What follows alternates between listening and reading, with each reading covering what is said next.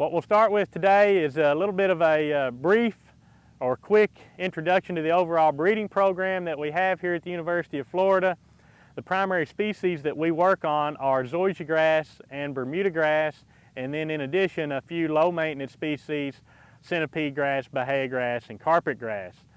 What's probably of most interest today would be some of the current management projects that we have ongoing, and we have management projects in zoysia grass and St. Augustine grass. First of all, the zoysia grass, we have 8 different cultivars, 4 coarse textured zoysia grass cultivars and 4 fine textured zoysia grass cultivars. The coarse textured cultivars are Jammer, Ultimate Flora, Palisades, and Empire. And the Mowing Heights on the coarse textured cultivars are 1 and 2 inches, and then they are split into different nitrogen fertility levels of 1.5, 3.5, and 5.5 pounds of nitrogen that will be put out for a growing season. Okay, the fine textured cultivars that are included in the study are Pristine Flora, Zeon, Diamond, and Cavalier. The Mowing Heights on the fine textured cultivars are a 1/2 inch and 1 inch. So these would be more appropriate for golf course use. The nitrogen levels that the Mowing Heights are split into are the same as for the coarse textured, 1.5, 3.5, and 5.5 pounds of nitrogen through the growing season. Now the idea here is not to be able to say one cultivar is better than another. What we really want to be able to do is to match up Mowing Heights and fertility levels for each cultivar. They're all going to be in use, and if we can tell an end user this is the particular mowing height and nitrogen level that works best for that cultivar, then that's the best information for the end user. In terms of the St. Augustine grass study, we have 6 cultivars included, 2 industry standards, Seville and Floritam, and then several cultivars that have recently been released and a couple that are experimentals. The 2 recent releases out from industry are Sapphire St. Augustine grass and Delta Shade St. Augustine grass. The 2 UF experimentals are NUF 76, which was recently released and will soon be commercially available, and then also another one called NUF 216, which probably will never be commercially available, so not much to worry about with that one.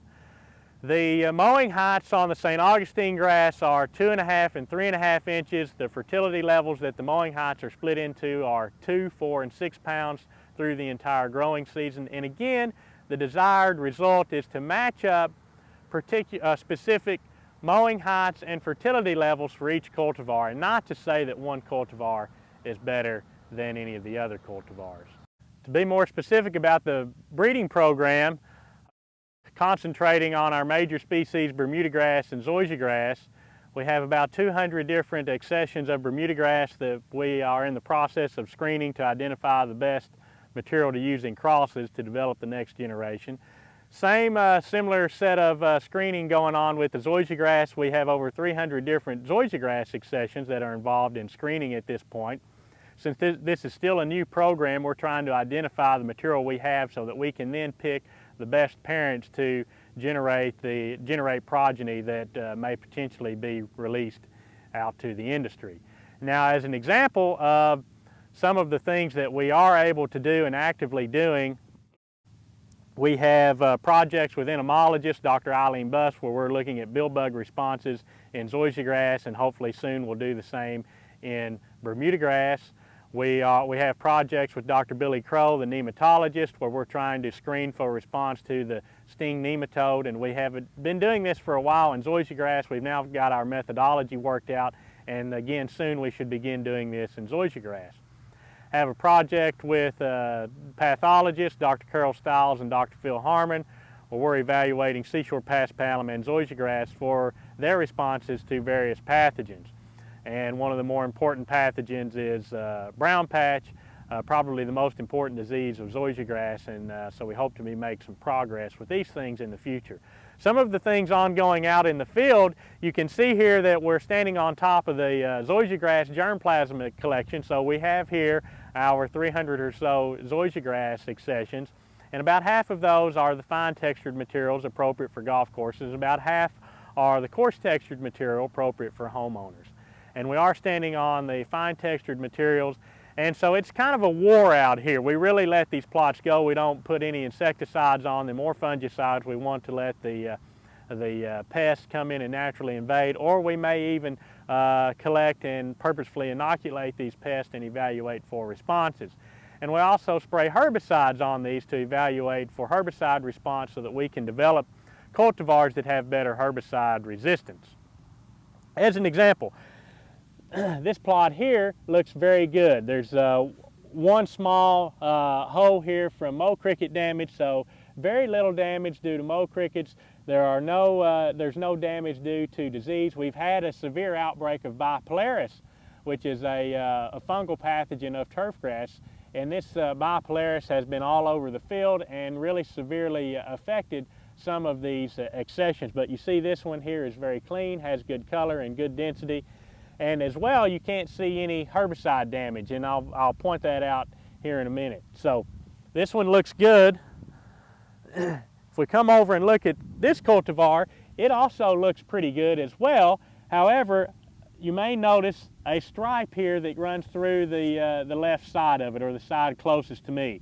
And this is our herbicide strip. So we applied a strip of herbicide, and this is a herbicide that is commercially available to homeowners to use. So if we can identify resistance to this particular herbicide, it gives homeowners a good choice and a good option for controlling weeds in their yard.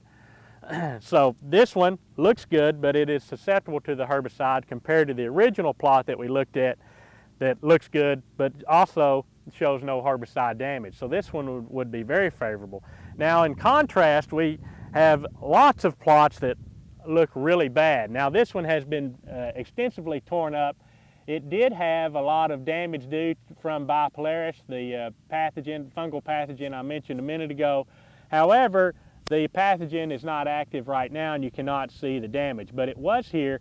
Most of the damage that you do see here, the fact that the plot is very torn up, virtually destroyed, is due to mow crickets. So the mow crickets are extremely active out here, and so the interesting thing here is that you have a plot that's so extensively damaged from mow cricket activity, and then you have one basically right next to it that the mow crickets have left untouched.